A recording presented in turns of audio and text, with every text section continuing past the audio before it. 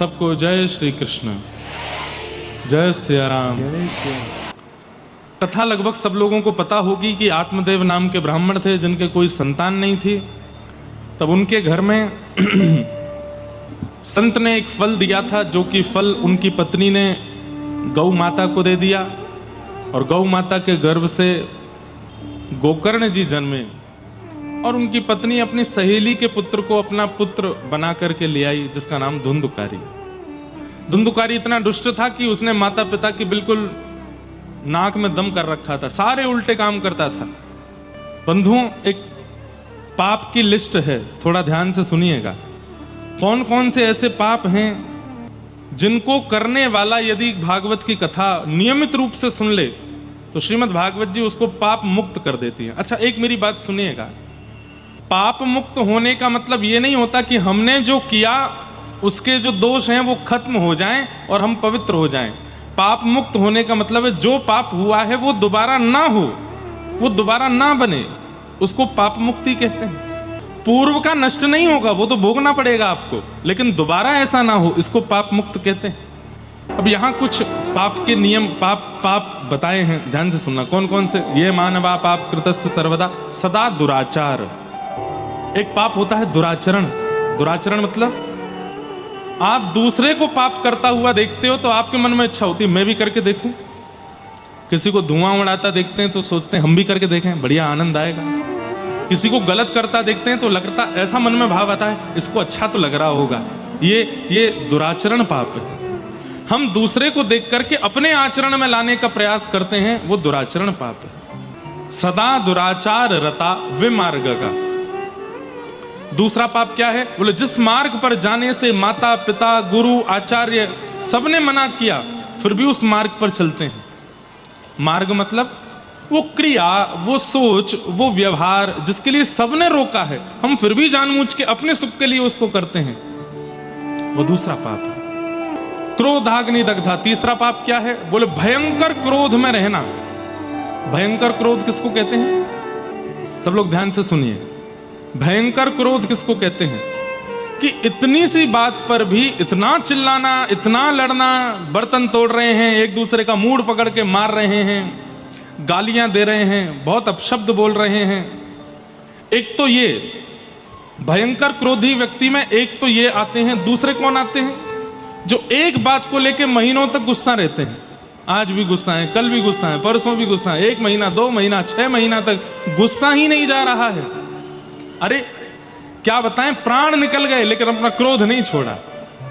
ये भी भयंकर क्रोधी माने जाते हैं और ऐसे लोगों को भी पापी माना जाता है। संसार में कोई भी ऐसा नहीं है जो कुछ गलत ना करता हो, ये लिख लीजिएगा। सबसे गलतियां होती हैं और क्षमा करना ये आपका स्वभाव होना चाहिए। ठीक है, क्रोध करके हम कई बार सामने वाले को समझाते हैं कि भाई देख हम तुझसे नाराज हो रहे हैं, सुधर जा, लेकिन वो व्यक्ति बार बार क्षमा मांग चुका है, आपके सामने नतमस्तक हो चुका है, उसके बाद भी आप उसको क्षमा नहीं कर रहे हो, ये पाप है। शरण गए प्रभु ताहि ना त्यागा। विश्वद्रोह। गोस्वामी जी कहते हैं कि विश्वद्रोही यदि क्यों ना आ जाए, वो भी राम जी की शरण में जाता है तो राम जी उसको भी क्षमा कर देते हैं। हम आप जैसे कैसे लोग हैं? यहां सास बहू को इसलिए क्षमा नहीं कर रही है क्योंकि बहू ने दाल अच्छे से नहीं बनाई थी, इसलिए क्षमा नहीं। इतनी सी बात पे गुस्सा। पिता पुत्र को इसलिए क्षमा नहीं कर रहा है क्योंकि उसने जितने % बोले थे बेटा लेके नहीं आया, इसलिए क्षमा नहीं कर रहा है। बहन भाई को इसलिए क्षमा नहीं कर रही है क्योंकि उसके मनपसंद कपड़े नहीं दिलाए, इतनी सी बात पे गुस्सा। जीजाजी साले को इसलिए क्षमा नहीं कर रहे हैं कि जीजाजी आए थे तो पैर नहीं छुए, दोनों एक ही छुए, एक छुआ दूसरा नहीं। ऐसे भी जीजा होते हैं संसार में। इतनी छोटी छोटी सी बात पर नाराज होना और उस नाराजगी को बहुत लंबे समय तक रहना, रूठे रहें और महाराज क्रोध में भरे हैं, ऐसे लोग भी पापी माने जाते हैं, उनको भी नरक जाना पड़ता है। इसलिए मृत्यु आवे उससे पहले पहले सबको क्षमा कर दो। जिससे भी जो भी अपराध हुआ है आपकी नजरों में और आप उससे रूठे बैठे हो, आज लिस्ट बनाओ उसकी, कल से ही फोन घुमाओ, अच्छा ठीक है भाई छोड़ो, जो तुमने किया हम क्षमा करते। लेकिन हाँ, सामने वाले ने क्षमा मांगी हो तो ही। सामने वाला अपराध करके, आपके पूरे घर को कलंकित करके, या बहुत बड़ा कुछ गुनाह करके और उसके बाद भी चौड़ा बैठा तो क्षमा मत करो। लेकिन हाँ, सामने वाला एक बार क्षमा मांग चुका है, दीनता में आ चुका है, उसके बाद भी आप क्षमा नहीं करोगे तो आप पापी माने जाओगे। अब कई लोगों के प्रश्न आएंगे, मुझे पता है, महाराज जी क्षमा मांगने के बाद भी गलती करता है, फिर क्या करें?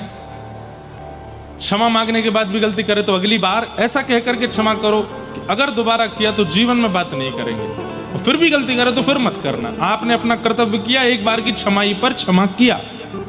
क्रोधाग्नि दग्धा, भयंकर क्रोधी जो है उसको भी पापी माना जाता है। कुटिलश्च कामिनः, कुटिल कौन है? सामने आएंगे तो आप बहुत अच्छे हो, मैं आपका भाई हूं, मैं आपका शुभ चिंतक हूं, और जैसे ही आप चले जाओगे तो आपका काम कैसे बिगड़े उसकी पूरी योजना बनाता है। आप कैसे गिरो, आपका पतन कैसे हो, आपका नाश कैसे हो, आपके सामने आपका शुभ चिंतक बनता है और पीछे से आपकी पूरी योजना बिगाड़ने की करता है। ऐसा व्यक्ति कुटिल है, वो भी पापी है। ये बातें हम इसलिए बताते हैं कि यदि ये लक्षण वाले भी यहां बैठे हैं तो वो संभल जाएं कि नहीं, ऐसा नहीं करना है हमें, ये पाप है। कई लोग ऐसे होते हैं, वो जब मिलते हैं तो बहुत प्रेम से मिलते हैं। आपके जीवन में कष्ट आने पर सबसे पहला फोन ही उन्हीं का आता, भैया तुम बिल्कुल चिंता मत करना, हम खड़े हैं तुम्हारे साथ। और जैसे ही आप फोन रखते हैं तो वे ही 10 लोगों को खड़ा करते हैं आपके साथ बुरा व्यवहार करने के लिए, और फिर आप उन्हीं को फोन कर रहे हो, अरे भैया देखो ऐसा हो रहा है, ऐसा हो रहा है, मैं तो देख रहा था, बहुत कष्ट हो रहा है, कोई बात नहीं, सब ठीक होगा। फिर फोन रख के फिर चौथे को, अरे उसको ऐसा करो। ऐसे व्यक्ति कुटिल माने जाते हैं और वो भी पापी। और अगले पापी बताए कामिनः। अच्छा, एक बात आपको बताऊं, शास्त्रों में ऐसी भावना है कि क्रोधी और कामी ये दोनों व्यक्ति एक ही होते हैं। अगर कोई व्यक्ति भीतर से भयंकर कामी है तो उसका क्रोध बहुत होगा, ये निश्चित है, क्योंकि काम एक ऐसी वस्तु है जिसको व्यक्ति छुपाता है, लेकिन कामी व्यक्ति में क्रोध बहुत आ जाता है तो क्रोध से पता चल जाता है कि कामी है। इसलिए यदि कोई बहुत क्रोध दिखा रहा है तो इसका मतलब भीतर ही भीतर समझ जाइए इसमें दूसरा वाला दुर्गुण भी है। लेकिन ये जितने भी पाप के स्वरूप हैं, इन सब पाप के स्वरूपों की एक ही दवाई है, क्या? अगर कोई 7 दिन बैठ करके नियमित रूप से कथा सुन ले और जो सुनी हुई बात है उसको जीवन में उतारने लग जाए तो 7 दिन की कथा उसके समस्त कल्मशों को नाश कर देते। सप्ताह यज्ञेन कलौ पुनन्तिते। बोले सत्येन ही ना, जो बिल्कुल सत्य नहीं बोलता, बात बात पर झूठ बोलता है, हर दिन झूठ बोलता है। मैं कथाओं में कहा करता हूं कि लोग काउंटर रखते हैं हाथ में, उसमें जपते रहते हैं राधा राधा राधा राधा राधा राधा। एक काउंटर आज ही खरीदिए, लेकिन उस पर नाम मत जपिएगा। जितने भी पाप हमने बताए ये जब जब आपसे बने उसको दबाइएगा। जब झूठ बोलो तब दबाओ, किसी के साथ बुरा करो तब दबाओ, किसी पे क्रोध करो तब दबाओ। जब किसी पे क्रोध करो तो उसको 10 बार दबाना, 1 2 3 4 5 6 7 8 9 10, और महीने भर तक उसकी गिनती मत देखना। महीने भर तक रोज काउंटर हाथ में रखो, जब भी कुछ गलत करो दबाओ दबाओ दबाओ, और 1 महीना पूर्ण होने के बाद फिर देखना। संख्या देख करके रूह कांप जाएगी आपकी, सपना आने लगेगा कि नरक में मेरे लिए स्थान रखा होगा। इतने पाप मुझसे हो गए। हम मानव बड़े विचित्र हैं, अच्छे कर्मों की गिनती करते हैं, बुरे कर्मों की कोई गिनती नहीं है। इसलिए बुरे कर्मों की सारी जो नोटबुक है वो यमराज रखते हैं हमारी, क्योंकि हम नहीं लिखते। हम क्या लिखेंगे? गंगा जी कितनी बार नहाए, बद्रीनाथ कितनी बार जा चुके हैं, गिरिराज जी की हर महीना परिक्रमा लगाते हैं, राधा रमण राधा वल्लभ बिहारी जी में फूल बंगला बनवाते हैं, इतनी कथा करवा चुके हैं, इतने यज्ञ हुए हैं, शंकर जी पर हर सोमवार अभिषेक करने जाते हैं। ये सारी गिनतियां हमारी रहती हैं, लेकिन बुरे कर्मों की कोई गिनती नहीं है हमारे पास। अपनी पत्नी से लड़ते हैं, बच्चों को गालियां देते हैं, उल्टा सीधा खाते पीते हैं, पड़ोसी से चिढ़ते हैं, बुआ के, चाचा के, ताऊ के बच्चों के साथ गलत व्यवहार करते हैं, माता पिता के साथ दुर्व्यवहार करते हैं, इनकी कोई गिनती हम नहीं करते। हमारे सूरदास इतने बड़े कवि और ठाकुर जी के सामने खड़े होकर क्या कह रहे हैं? नेत्र नहीं है उनके पास। मैं गिरिराज जी की दंडवती परिक्रमा कर रहा था कुछ साल पहले, तो हमारे गिरिराज जी में 3 बाबा हैं। सब लोग इधर देखो, ध्यान से सुनो। वो एक दूसरे का हाथ पकड़ करके 3 परिक्रमा लगाते हैं। 3 परिक्रमा गिरिराज जी की पर डे लगाते हैं। मतलब 24 घंटे में से कम 18 से 20 घंटे केवल परिक्रमा चलती है। 2 घंटे में स्नान करना, सोना, खाना पीना सब कुछ। 24 घंटे हैं, उसमें से 18 से 19 घंटे परिक्रमा और 3-4 घंटे में स्नान करना, सोना, खाना सब कुछ। आज भी जब मैं दंडवती करता था तो पीछे से आ जाते थे और पीछे से मेरे चरण छूते थे। मैंने कि बाबा आप मुंह पे काय को पाप चढ़ाए करो, आप दिन भर में 3 परिक्रमा करते हैं, मतलब महीने की 90 परिक्रमा होती हैं आपकी गिरिराज जी की। आप चलते फिरते साक्षात गिरिराज जी हो, मेरे पाम काय कुछ हुए करो। तो नेत्र में आंसू भर लाते और बोलते, बंगाली थे ना, तो कहते तुम ही ब्रजवासी, तुम ब्रजवासी हो, हम पर देह हमारा ब्रज का नहीं है और तुम्हारा तो जन्म ही यही हुआ है। तुम नित्य परिकर हो ठाकुर जी के। व्रज में जो भी जन्म लेता है वो ठाकुर जी का ही सखा है, ठाकुर जी का। यत्र प्रविष्टो सकलोपि जंतु आनंद सच्चित घनताम उपैति। व्रज 84 कोष के भीतर जिसका जन्म हो जाता है वो सच्चिदानंद भगवान का ही स्वरूप है। इसलिए हम तुमको प्रणाम करते हैं। बताओ इतनी बड़ी सेवा करने वाले में कितनी दीनता। हम यहाँ महीना में एक परिक्रमा लगा जाते हैं तो सबको बताते घूमते हैं, हर महीने गिरिराज जी जाता हूँ। धूप हो, ताप हो, बारिश हो, बादल हो, आंधी हो, तूफान हो, घर में कोई घटना हो, शादी हो, मैं गिरिराज जी नहीं छोड़ता महाराज जी, हर महीने जाता हूँ। एक परिक्रमा का अभिमान आ जाता है। वो 3-3 परिक्रमा पर डे लगाने वाले क्या कह रहे हैं, हम ब्रजवासी नहीं, तुम ब्रजवासी, इसलिए तुम्हारी चरण रज अपने माथे से लगाते। ये दीनता। एक बात याद रखिएगा कि आप कथा सुनने लगे हैं, तिलक लगाने लगे हैं, मां नाम करने लगे हैं, सत्संग करने लगे हैं, ठाकुर जी की घर में सेवा करने लगे हैं और दीन नहीं बन पाए हैं तो केवल कोरा नाटक कर रहे हो, आडंबर कर रहे हो। और या फिर ऐसा कह लो ठाकुर जी स्वीकार नहीं कर रहे हैं तुमको, क्योंकि वे स्वीकार करेंगे तो झुक जाओगे, दीन हो जाओगे। सब महान है, मैं अति दीन हूं, ऐसी भावना चित्त में आने लगेगी। कभी कभी हमको कथा करने से भी डर लगता है, क्योंकि कथा कराने वाले आयोजक में भी कई बार अभिमान आ जाता है। इतनी बड़ी कथा मैंने कराई, इतने लोगों को ज्ञान मैंने दिलवाया, इसलिए मैं बोलता रहता हूं, इसका भी अभिमान मत करना। मान नहीं, दीनता। तो कई लोग बोलते हैं महाराज जी चकानैन सुनाओ, कई लोग बोलते हैं राधा गोरी गोरी सुनाओ, कई बोलते हैं ये सुनाओ, ये सब मिठाई है। मिठाई खाने का अधिकार तभी मिलेगा जब खूब करेला खाया होगा।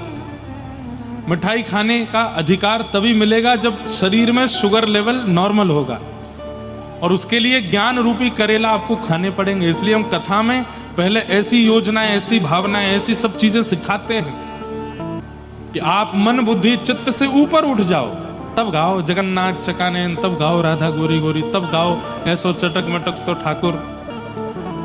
नृत्य करने की स्थिति, कीर्तन करने की स्थिति तब आवेगी। कीर्तन जहां पर ठाकुर जी की कीर्ति गाते गाते हम तन से ऊपर उठ जाएं, वो कीर्तन है। इसलिए ये कथाएं ध्यान से सुना कीजिए, ये समझना बहुत जरूरी है। माता पिता से द्रोह करने वाला बालक, उसको भी नरक जाना पड़ता है। कई मेरे पास पत्र आते हैं, हमारी माताजी ऐसा व्यवहार करती हैं हमारे साथ, हमारे पिताजी ऐसा व्यवहार करते हैं।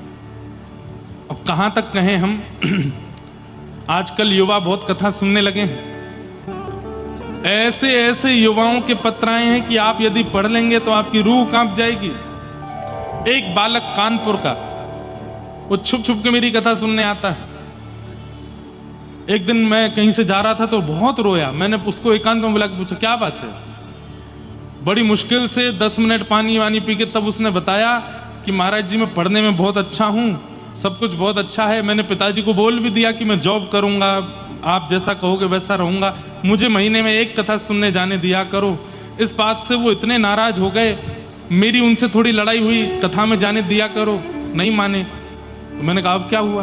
बोले कल रात में सो रहा था तो मेरा उन्होंने तकिए से मुख दबा दिया। मैंने कहा ये पिता नहीं कर सकते। वो कसम खा के बोला, बोले मेरे पिताजी ने ऐसा किया, मैं क्या करूं। हमने उसको एक ही बात समझाई। मैंने कहा भैया देखो, वैसे तो ऐसा पिता कर नहीं सकते, लेकिन श्रीमद् भागवत जी प्रमाण देती हैं जब हिरण्यकश्यप अपने पुत्र प्रहलाद को मारने की पूरी योजना बना सकता है, तो आज के माता पिता तो कलयुगी हैं, वो भी कर सकते हैं। लेकिन श्रीमद् भागवत जी इस बात का भी प्रमाण देती हैं कि प्रहलाद जी ने अपने पिता का त्याग नहीं किया। इसलिए बेटा, वो भले ही तुम्हारे पिता तुम्हारे संग ऐसा व्यवहार, तुम त्यागो मत उनको। ठाकुर जी से प्रार्थना करो, नाथ इनका मंगल करो, इनकी बुद्धि सुधारो, इनका मन सुधारो। कोई बालक आकर के बताते हैं, बोले जब से हम कथा में आने लगे हमारे पिताजी जिद में आकर के घर में मदिरा पान करते हैं कि तू जा कथा में, हम तो घर को नरक बनाएंगे। ऐसी भी क्या जिद है? ऐसे भी माता पिता होते हैं। तो कई बार हमें लगता है बालकों को कम समझाना है, बड़ों को ज्यादा समझाना है आजकल तो। लेकिन फिर भी माता पिता चाहे जैसे हों, उनका त्याग या उनके साथ दुर्व्यवहार नहीं करना है। भागवत जी की आज्ञा, पितृमातृ दोष का। इस प्रकार पापों में रमे हुए लोग यदि भागवत जी का श्रवण करते हैं और नियमित रूप से श्रवण करते हैं, एक आसन पर बैठ करके जो कही गई बातें उसको मनन चिंतन करके जीवन में लाना प्रारंभ करते हैं, तो सप्ताह यज्ञेन कलौ पुनन्तिते, 7 दिन में ही उनका पवित्र होना निश्चित है। धुंधुकारी महादुष्ट हो गया, माता पिता के साथ दुर्व्यवहार करने लगा। एक दिन माता जी ने कुआं में कूद करके प्राण त्याग दिए धुंधुकारी के कारण, और पिताजी घर छोड़ करके वन में चले गए। तब वहां पर गोकर्ण जी ने उनको ज्ञान उपदेश किया। ये 2 श्लोक समझने हैं आपको, कैसे भी समझने हैं, ध्यान से सुनिएगा। घर से परेशान, पुत्र से परेशान आत्मदेव जी वन में बैठे हैं, और तब गोकर्ण जी महाराज उनको ज्ञान उपदेश करते हैं। क्या कह रहे हैं? देहे स्थिमां रुधिरे भिमतिम त्यजत्वम। हमारे जीवन में दुख के 2 ही कारण हैं। यहां बैठा हर व्यक्ति जो भी दुखी है, अब जो भी दुखी है का मतलब यह नहीं है कि यहां पर कम लोग दुखी हैं, सब दुखी हैं। कोई खुश नहीं है। किसी से अगर आप एकांत में, किसी भी राह चलते व्यक्ति को एकांत में ले जाकर के बोल, भैया तुम सुखी हो, कोई दुख तो नहीं? नहीं भैया है, दुख तो है। काय बात से दुखी हो? इस बात से दुखी है। सब दुखी हैं संसार में, कोई प्रसन्न नहीं है। हर व्यक्ति के पास एक कहानी है और उसे लगता है मेरी कहानी से ज्यादा खतरनाक किसी की नहीं है, सबसे खतरनाक मेरी कहानी। अगर कोई पिक्चर ऐसी बने जिस पिक्चर में हीरो सुखी ही सुखी रहता है, वो पिक्चर फ्लॉप हो जाएगी। अगर कोई ऐसी पिक्चर बने बड़े पर्दे की जिसमें जो एक्टर है वो सुखी दिखाया है, उसके जीवन में कोई दुख नहीं है, सब सुख ही सुख है, सुख ही सुख है, वो पिक्चर चलेगी नहीं, फ्लॉप हो जाएगी। लेकिन उसी पिक्चर में जो हीरो है, उसकी माता जी चली गई, उसकी प्रेमिका छोड़ के चली गई, और बढ़िया बनानी है तो प्रेमिका ने कहीं और ब्याह कर लिया, और बढ़िया बनानी है तो उसका दूसरा कोई जीवन में आ गया, वो भी छोड़ के चला गया, उसने भी कहीं और। इतनी सुपर डुपर हिट हो जाएगी, क्यों? दुखी दिखाया है। लोग बाग दुखी हैं, और जब उनको दुखी व्यक्ति बड़े पर्दे पर दिखता है तो रिलेट करते हैं, ये तो हमारे साथ भी होता है, ये तो हमारे साथ भी हो रहा है। संसार में सब दुखी। और आपको पता है पृथ्वी का नाम भागवत में क्या बताया गया? दुखालयम शाश्वतम। क्या है? दुखालयम शाश्वतम। जैसे भोजनालय में भोजन मिलता है, पुस्तकालय में पुस्तक मिलती है, कार्यालय में कार्य किए जाते हैं, विद्यालय में विद्या अध्ययन किया जाता है, ऐसे ही दुखालय में दुख ही मिलता है। सब दुखी हैं संसार में, कोई सुखी नहीं है। ये बातें इसलिए बताई जाती हैं कि थोड़ा हंसो, क्योंकि आप अकेले दुखी नहीं हो, सब दुखी हैं यहां पे, कोई प्रसन्न नहीं है। लेकिन फिर भी कई लोगों को लगता है अरे महाराज जी मेरा दुख अभी पता नहीं है आपको, वो सुन लोगे तो आप कहोगे कि मुझसे ज्यादा दुखी कोई नहीं। कुंती महारानी श्रीमद् भागवत में भगवान से कहती हैं, कुंती कहती हैं, हाथ में लग जाना, सिर में दर्द हो जाना, धन का चले जाना, पुत्र का चले जाना, पति का चले जाना, पत्नी का चले जाना, परिवार का नष्ट हो जाना, मन चाही वस्तु ना मिलना, ये विपत्तियां नहीं हैं। तो फिर विपत्ति क्या है? बोले हम जीवित हैं और फिर भी हमें कृष्ण का स्मरण नहीं होता, इससे बड़ी विपत्ति कोई नहीं है। ठाकुर जी को याद ना करना ये सबसे बड़ी विपत्ति है, और ठाकुर जी की याद बने रहना ये सबसे बड़ी संपत्ति है। चाहे मेरे जीवन में कैसी परिस्थिति आ जाए, लेकिन मेरा चित्त कभी राधा रमन जी का चिंतन छोड़ता नहीं है, तो मैं सबसे बड़ा धनवान हूं। लेकिन जीवन में आने वाली एक परिस्थिति भी अगर ठाकुर जी को विस्मृत कर देती है, ठाकुर जी को भुला देती है, ये सबसे बड़ा दुख है कि मैं ठाकुर जी को भूल गया। वास्तव में आप नहीं भूले, ठाकुर जी आपको भूल गए। यदि आज 24 घंटे में ठाकुर जी को आपने याद नहीं किया, तो ये मत सोचना कि ओहो मैं बहुत व्यस्त था, मैं बहुत प्रसन्न था आज, मैं बहुत खुश था आज ठाकुर जी को याद नहीं कर पाया। नहीं, ठाकुर जी ने आपको याद नहीं किया। आप कौन होते हो उनको याद करने वाले? लेकिन हर स्थिति में आपके चिंतन में वही चलते रहते हैं, तो इसका मतलब ठाकुर जी आपको याद कर रहे हैं। और इससे बड़ी संपत्ति क्या होगी कि ठाकुर जी आपको याद करें। तो मतलब डेफिनेशन सीधी है, आप ठाकुर जी को याद नहीं करते हैं, आप ठाकुर जी को नहीं भूलते हैं। जिस दिन ठाकुर जी की याद आवे, सोचो ठाकुर जी आपको याद कर रहे हैं, और जिस दिन ठाकुर जी की याद ना आवे, समझो ठाकुर जी आपको भूल गए। ये सोचा कीजिए। हमारे जीवन में दुख के दो ही कारण हैं, ध्यान से सुनिएगा। सब लोग इधर देखिए, बहुत ध्यान से सुनिए। और एक बात बताएं, कथा ना मौन रह करके सुना कीजिए। केवल कीर्तन और भजन गाने के अधिकार, अगल बगल वाले से ना बात करनी है, कोई आके कुछ बोले तो इशारा करो, बोलो नहीं, मौन रह के कथा सुनो। मौन से मनन बनता है, चिंतन। हम कथा से 1 घंटा पहले 1 घंटा बाद मौन रहते हैं, कुछ नहीं बोलते। और कहीं कहीं कथा होती है वहां तो पूरे दिन मौन। अभी मुक्तिनाथ में भी मौन था, मैं केवल कथा में बोलते थे, या कोई वैष्णव भक्त मिल जाए, संत मिल जाए, उनसे बोलते थे, बाकी मौन। मौन से बहुत विचार शुद्ध होते हैं, इसलिए मौन रह के कथा सुनो और ध्यान से सुनो। हमारे जीवन में दुख के 2 ही कारण हैं, पहला अहमता और दूसरा ममता।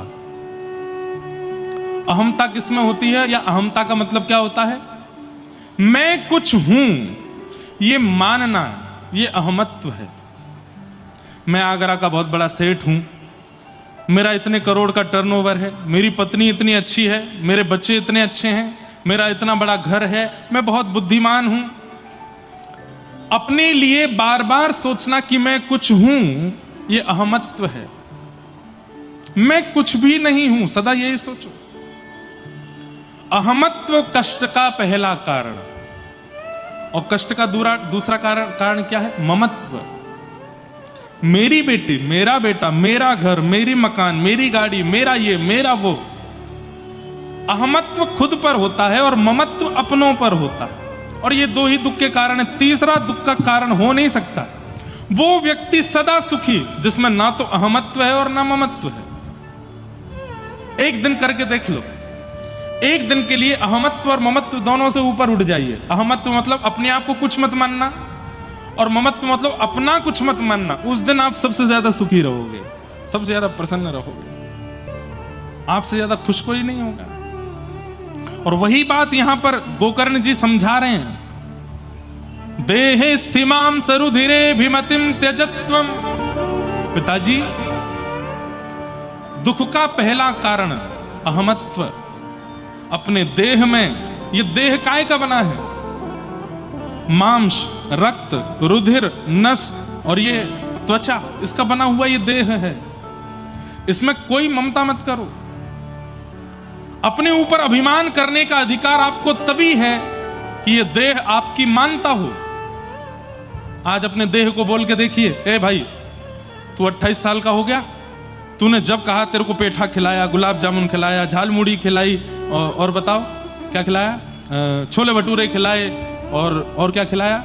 छोले कुलचे खिलाए। मथुरा में क्या मिलता है? कचौड़ी खिलाई, और बेड़ई खिलाई, आलू की सब्जी खिलाई। तेरे को इतना कुछ खिलाया, तूने जो ब्रांड के कपड़े बोले वो तेरे को पहनाए, तूने जो ब्रांड के शूज बोले वो तेरे को पहनाए, तैने जैसी घड़ी बोली वो पहनाए, कान में कुंडल, नाक में क्या पहनते हैं वो नथनी, गले में हार। मतलब अपने देह से बात करना एक बार, जैसा तूने चाहा, बल्कि तेरी उम्मीदों से ज्यादा तुझको मैंने दिया। 28 साल हो गए, आज मेरी बात मानेगा क्या? चल अब तू पतला होना शुरू हो जा, मेरी बात मान ले। तेरी हमने 28 साल मानी, तू एक बार नहीं मानेगा मेरी? चल अब एक काम कर। बोले क्या? बाल सफेद नहीं होने चाहिए, एक भी बाल सफेद मत करियो, मानेगा? अच्छा चल एक बात मान ले, बोले क्या, ये मुख पर झुर्रियां नहीं आनी चाहिए, मैं भले ही 40 का हो जाऊंगा फिर 50 का होऊंगा, बूढ़ा नहीं होना। देख तेरे मैंने कितना माना ना तुझको, तू मानेगा ना मेरी बात, शरीर मानेगा आपकी। तो फिर शरीर पर अभिमान कैसा जो आपके ही कंट्रोल में नहीं है, जो आपके ही वश में नहीं है। मोटिवेशन के लिए जाते हैं लोग, मेडिटेशन के लिए जाते हैं लोग, बड़े बड़े कैंप शिविरों में जाते हैं, क्यों? अपने मन को समझाने के लिए, अपनी बुद्धि को अपने कंट्रोल में करने के लिए, लेकिन फिर भी वश में नहीं रहता। जो आपके वश में नहीं है उस पर कभी अभिमान होगा आपको? कभी नहीं हो सकता। घर में लोग पेट रखते हैं, बिल्ली रखते हैं, कई लोग कुत्ता भी रखते हैं, वैसे मनाही है शास्त्रों में नहीं रखना चाहिए, लेकिन फिर भी रखते हैं। उसको आप घर में तभी रखोगे जब वो आपकी माने। ए चलो खड़े होके दिखाओ, वो खड़ा हो जाए। ए चलो बैठ जाओ, चलो चलो चलो अपने कमरे में जाओ। लेकिन वो आपकी मानता ही नहीं है। घर पे आने वाले हर अतिथि को खा जाता है, आपके रसोई में जाके सब फैलाया जाता है, आपकी एक नहीं सुनता। क्या करोगे? उसको निकाल दोगे घर से। लेकिन ऐसे ही एक पेट को हमने रखा है जो हमारी बिल्कुल नहीं मानता। हमारा खुद का शरीर, ये बूढ़ा भी होगा, मोटा भी होगा, शुगर भी बढ़ेगी, कोलेस्ट्रॉल भी बढ़ेगा, बाल भी सफेद कर लेगा, झुर्रियां भी, आपको एक दिन स्वरूप से कुरूप बना देगा। लेकिन फिर भी हम इस पर अभिमान ही किए रहते हैं। ये सबसे बड़ा ज्ञान है हमारा। जिस दिन आपने समझ लिया ये बात कि ये अपनी करने वाला है, मेरी बिल्कुल सुनने वाला नहीं है, तो मैं इस पर अभिमान क्यों करूं? आपसे बड़ा सुखी कोई नहीं होगा। अहमत्व दुख का पहला कारण।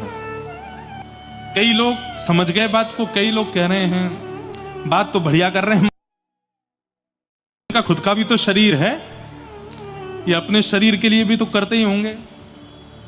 करते हैं, हम भी करते हैं, जितना आवश्यक है सब करते हैं। लेकिन हम सत्य बताएं, कोई प्रशंसा के भाव से नहीं बता रहे। हमको कोई आके कुछ पहना जाए तो हम पहन लेते हैं, हमको कोई आके कुछ दे जाए तो दे रख लेते हैं। कोई ऐसी अपनी इच्छा कुछ नहीं रह गई है, कुछ भी नहीं। और ये भागवत जी की कृपा है कि अपनी इच्छा कुछ भी है ही नहीं, जैसे जो मिल जाता उसमें प्रसन्न है। ठाकुर जी 10 साल पहले कथा करवाने शुरू किए, कोई सुनता नहीं था तब भी कथा करते थे। आज इतने लोग सुनते तो भी कर रहे हैं, आगामी 10 साल बाद फिर कोई नहीं सुनेगा तब भी करेंगे। लेकिन उसमें कोई अहमत्व ममत्व नहीं। और ये हम स्वयं को ही सुनाते हैं कथा, अपने आप को ही बता रहे हैं कथा। तो पहला दुख का कारण क्या है? अहमत्व। अहमत्व शरीर में होता है। और दूसरा दुख का कारण है ममत्व। इस शरीर के जितनी संबंध हैं उन सब में ममत्व होता है। पत्नी में, बच्चों में, गाड़ी में, घोड़े में, घर में, दरबार में, धन में, धान्य में, सब चीजों में। जब अपना ही शरीर हमारा नहीं है तो फिर ये अपने जो बोलने वाले लोग हैं ये अपने कैसे हो सकते हैं? एक बार किसी घर में किसी की मृत्यु हो गई, पूरा घर रो रहा था। बच्चे रो रहे थे, पिताजी चले गए, पत्नी रो रही थी, पति चले गए, माता पिता रो रहे थे, बेटा चला गया, भाई रो रहे थे, हमारा भाई चला गया, मित्र रो रहे थे, हमारा यार चला गया। एक संत आए, संत ने आकर के बोला, ध्यान से सुनना, देखो अहमत्व और ममत्व ये निकलने वाला नहीं है। ध्यान से सुनना, ये निकलने वाला नहीं है हमारे जीवन से, पर कई बार नॉलेज होना जरूरी है, पता होना जरूरी है। कब निकल जाए कुछ कह नहीं सकते। ठाकुर जी की कृपा होगी तो निकल भी सकता है, इसलिए सुन लीजिए। निकलेगा नहीं, या मेरे कहने से सब अहमत्व ममत्व से मुक्त हो जाएं, ऐसा होगा नहीं, पर सुन तो लीजिए। सब रो रहे थे। एक साधु गए, ए बालक तुम क्यों रो रहे हो? बोले मेरे पिताजी चले गए। कहां चले गए? बोले भगवान के पास चले। तुम रो क्यों रहे हो? बोले मैं उनके बिना रह नहीं पा रहा। तो साधु ने अपने झोले में से जहर निकाल के, तुम भी खा लो, तुम भी चले जाओ उनके पास। बालक बोला कैसी बात करते हो? बोले तुम इतना रो रहे हो, इतना तुम व्याकुल हो रहे हो, लो खा लो। अरे नहीं वो वाली बात नहीं है, हमको ये नहीं। तो क्यों तुम रो रहे हो तो तुम भी चले? नहीं जाएंगे। इसका मतलब क्या? ये जितने अपने हैं ना, अपने अपने अपने अपने बोलने वाले, एक भी अपना साथ नहीं जाएगा। अकेले जला के आ जाएंगे आपको शमशान में, रोएंगे, बेहोश हो जाएंगे, रो रो करके बेहाल हो जाएंगे, लेकिन आपके साथ जाएंगे नहीं। जाओ अकेले। तो फिर ऐसों से प्रीति कैसी? जा प्रियतम सो प्रीति घनेरी। अरे महाराज, यदि रास्ते में कोई जानवर मर गया हो तो आप बगल से निकल सकते हो, लेकिन कोई मानव मर गया हो रास्ता घूम के जाते हैं। क्यों? कहीं हमारे ऊपर चिपट नहीं जाए। जीत की तो मृत्यु के बाद भी डर लगता है उससे। कभी कभी मैं सोचता हूं, क्या केवल मानवों की आत्मा भटकती है? जानवरों की भी भटकती होगी, लेकिन उनसे डर नहीं लगता हमको। मानवों से ही क्यों लगता है? अरे अनजान मानव से तो लगता ही है। घर का व्यक्ति, अपना व्यक्ति भी यदि चला जाए तो पूरा घर रोता है, लेकिन उसके जाने के 5 दिन बाद यदि वो यमराज जी से कहे, देखो मेरी पत्नी कितना रो रही है, मेरे बच्चे रो रो के बेहाल हो रहे हैं, 1 सेकंड के लिए मुझे जाने दो इनके पास, और यमराज जी मानो आज्ञा दे दें, चल ठीक है जा। घर पे आया, बेल बजाई, बच्चे निकल के आए, और जैसे ही द्वार खोला, एक तो वहीं बेहोश हो गया और 2 डर के भागे, मम्मी बचाओ, भूत भूत भूत। अरे नहीं बेटा, मैं तेरा पापा। नहीं नहीं नहीं, भागो, भूत पिशाच निकट नहीं आवे, महावीर जब नाम सुना। आप तो चले गए थे। ये बातें यहां से नीचे नहीं कर सकते, यही कर सकते। क्यों? यहां से नीचे तो व्यवहार चलता है ना, यहां नहीं चलता। वास्तविकता यही है कि जिसके लिए हम इतना रो रहे हैं, जिससे हम इतना प्रेम मानते हैं, जिसको तुम अपना अपना कहे घूमते हो, वो ही डरते हैं आपसे मृत्यु के बाद। घर में यदि फोटो लगी हो जिनके प्राण चले गए हैं, और किसी दिन आप भोजन कर रहे हो, आपने उनकी ओर देखा और वो अपने आंख मटका रहे हैं ऐसे, तो क्या होगा? इनकी फोटो भीतर रखो, आंख घुमाते हैं, कुछ तो गड़बड़ है। कैसे अपने सारे अपने, एक बहुत सुंदर एक श्लोक है, आपने जिनको भी अपना माना, एक भी आपके साथ नहीं जाएगा। प्रमाण के रूप में सुनिए, धनानि भूमौ, सब लोग ध्यान से सुनो, धन जहां रखा है वहीं रखा रहेगा। आपने इतना खून पसीना मेहनत करके धन कमाया, अपने पैर घिस दिए, अपने बाल सफेद कर दिए, पसीना पसीना हो गए, तब जाकर के इतना धन कमाया। वो धन आप पर इतनी भी संवेदना नहीं करता कि आप जब प्राण त्यागो तो यूं कहे, अरे स्वामी तुमने मुझे कमाया, अपने संग ले चलो। नहीं जाएगा, जहां है वहीं रखा रहेगा। धनानि भूमौ पशवश्य गौष्ठ, इतनी महंगी गाड़ियां लेकर के आए, नारियल फोड़ करके उस पर क्या स्वस्तिक बना करके, मुहूर्त दिखवा करके, उसके लिए गराज बनवाया घर में। उन गाड़ियों को सोचना चाहिए, स्वामी जा रहा है, हम भी इसके साथ चले जाए। नहीं जाएंगी, खड़ी रहेंगी चुपचाप, मेंटेनेंस लेती रहेंगी अपना। आप कहोगे महाराज जी ये तो निर्जीव लोगों की बात कर रहे हो, धन और गाड़ी। जीवितों की बात करो तो जीवितों की बात सुनो। भार्या ग्रहे द्वारी, पत्नी 7 जन्म तक साथ रहूंगी आपके, पर कहां तक जाती है? केवल घर के द्वार तक, उसके आगे वो भी नहीं जाती। भार्या ग्रहे द्वार जन श्मशाने, आपको अपना कहने वाले आपके भाई मित्र बंधु सखा चाचा ताऊ जितने भी हैं, वो भी केवल शमशान तक जाएंगे। आप कहोगे महाराज जी ये सब लोग तो संसार में आकर के मेरे बने, पर ये देह तो मां के गर्भ में भी मेरे साथ था, ये तो मेरे साथ आगे जाएगा ना। तो देहश्चितायाम, देह भी केवल चिता तक जाएगा। अग्नि लगाते ही जल करके यहीं भस्म हो जाएगा, कहीं नहीं जाएगा, देह यहीं रहेगा पृथ्वी पर। तो आपके साथ गया कौन? जीवन में जितना हरि नाम गाया, राधा नाम गाया, कृष्ण नाम गाया, गोपाल नाम गाया, भगवान नाम गाया, वो नाम प्रकट होकर के आपके साथ आगे की यात्रा पर जाएगा। धर्मानुगो गच्छति जीव एक,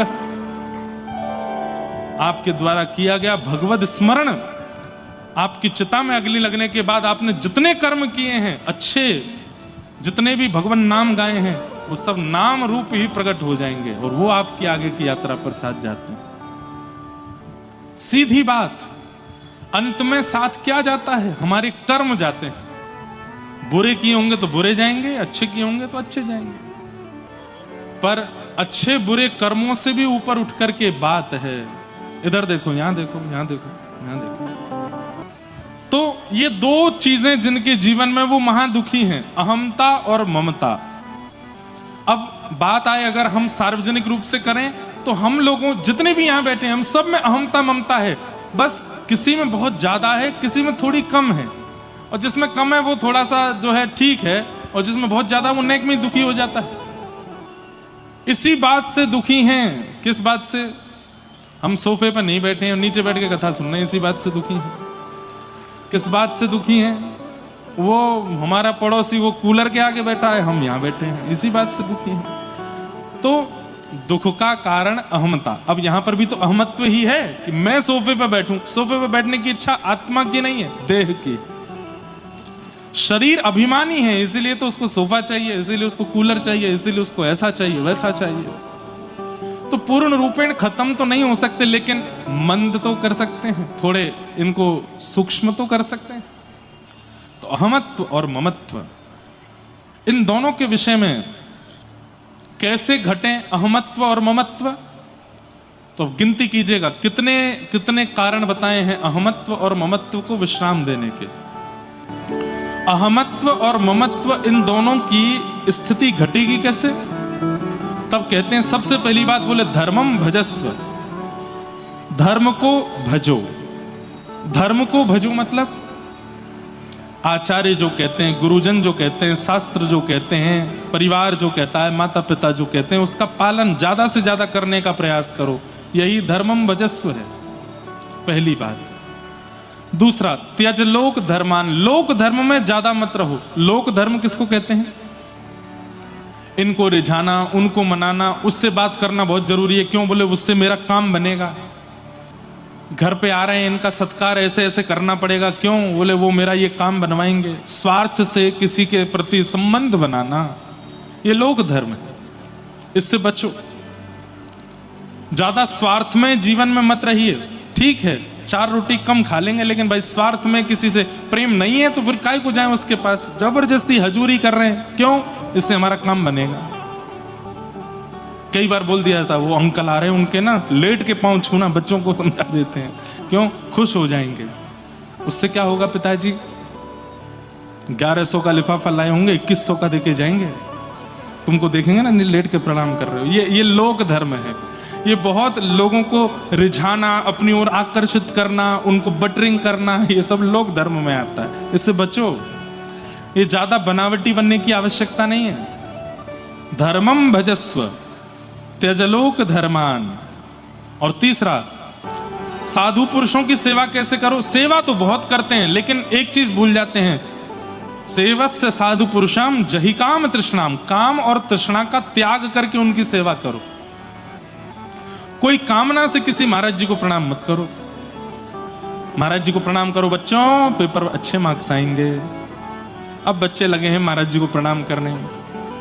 कोई बात नहीं, एक रात नहीं पढ़ेंगे तो भी अच्छा, महाराज जी को प्रणाम तो किया है, पेपर तो अच्छा जाएगा। ऐसा नहीं होता। किसी कामना से किसी साधु पुरुष की सेवा मत करो। और तृष्णा रहित होकर के, इच्छा विमुक्त होकर के साधु पुरुषों की सेवा करो। सेवस्य साधु पुरुषाम जहि काम तृष्णाम।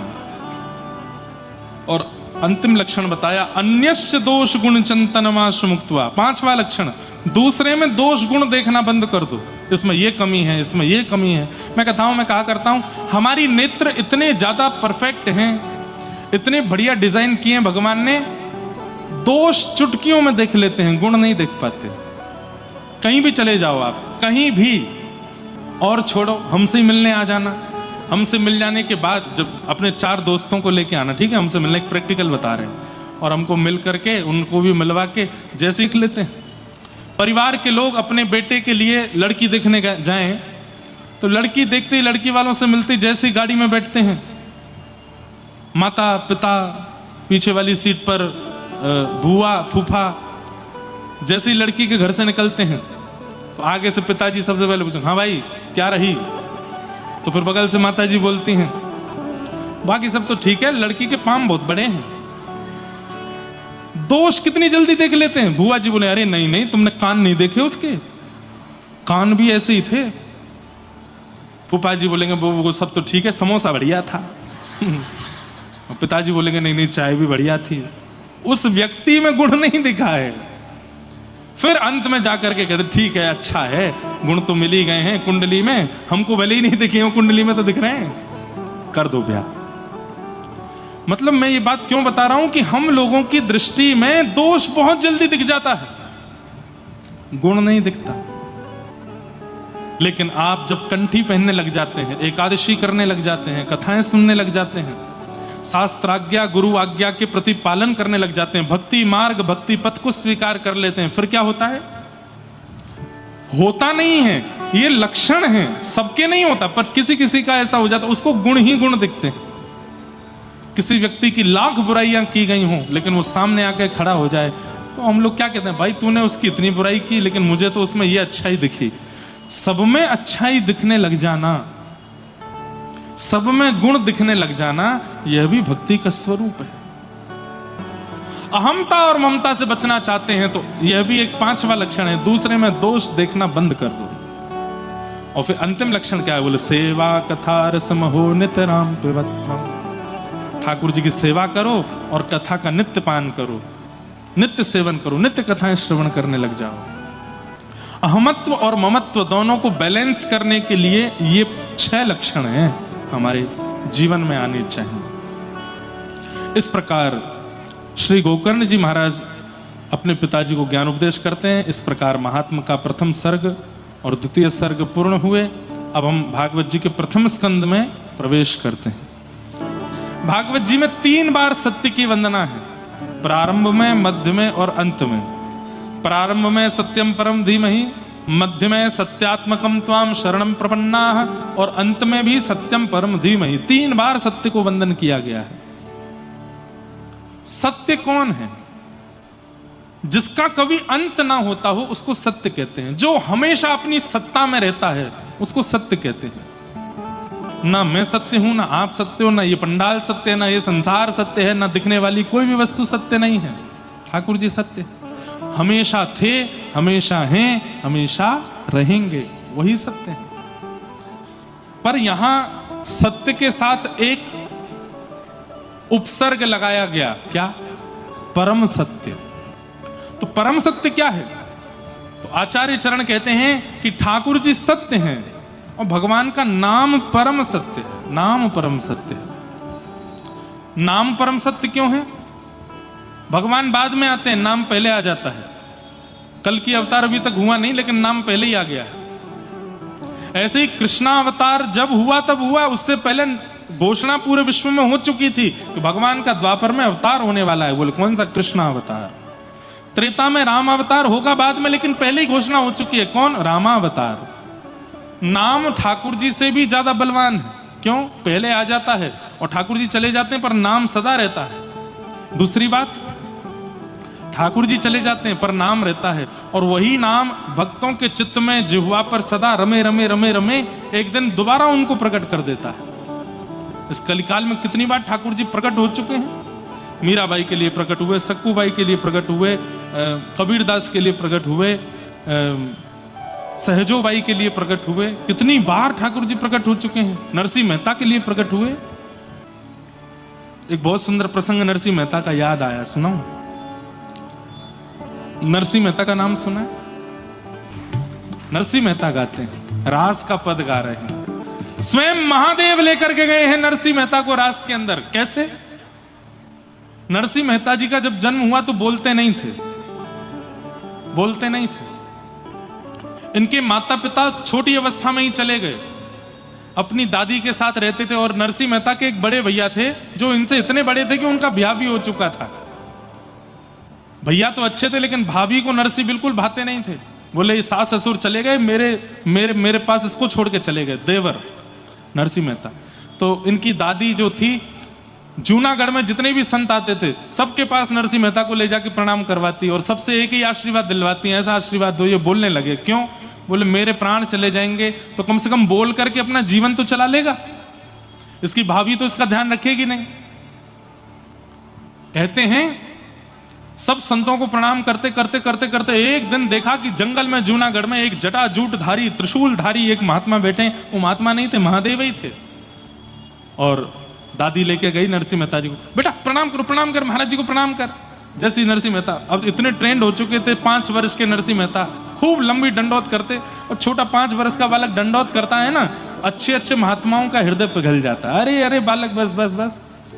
महादेव को प्रणाम किया तो महादेव तो अरे अरे अरे बस बस बस बस। दादी बोली नहीं नहीं महाराज जी आशीर्वाद दीजिए। क्या? ये बोलने लगे। नरसिंह मेहता को गोद में बैठा करके मुखमंडल की ओर देख के बोलो बोलो बोलो राधे श्याम। नरसिंह मेहता हंसने लगे, बोलो बोलो बेटा राधे श्याम। जब तीसरी बार बुलवाया, बोलो बेटा राधे श्याम, नरसिंह मेहता ने अपना होठ खोले और धीमे से नेत्र बंद करके बोले, और पहली बार नरसिंह मेहता बोल पड़े राधे श्याम। और जैसे ही बोले दादी बड़ी प्रसन्न, अब तो और बुलवावे और बुलवावे और बुलवावे। अब तो नरसिंह मेहता बोलने लग गए। महादेव की बड़ी कृपा। इसलिए मैं कहा करता हूं, महादेव को भजते भजते भजते भजते भजते भजते भजते कब कब में आप वृंदावन पहुंच गए, श्री जी और ठाकुर जी के होने लग गए, समझ जाओ महादेव ने कृपा की है आपके ऊपर। महादेव जब अति प्रसन्न होते हैं, महादेव जब अति कृपा करते हैं, महादेव किसी पर रीझ जाते हैं तो कृपा के रूप में, प्रसाद के रूप में वृंदावन देते हैं, श्री युगल की भक्ति देते हैं, प्रिया प्रियतम का प्रेम देते हैं। कई लोग बड़े चिंतित हो जाते हैं, मैंने जीवन भर महादेव की आराधना की, अचानक से किशोरी जी क्यों प्रिय लगने लगी, अचानक से वृंदावन क्यों प्रिय लगने लगे। भयभीत मत हो, महादेव कृपा करते हैं तो अपने आराध्य को प्रदान करते हैं।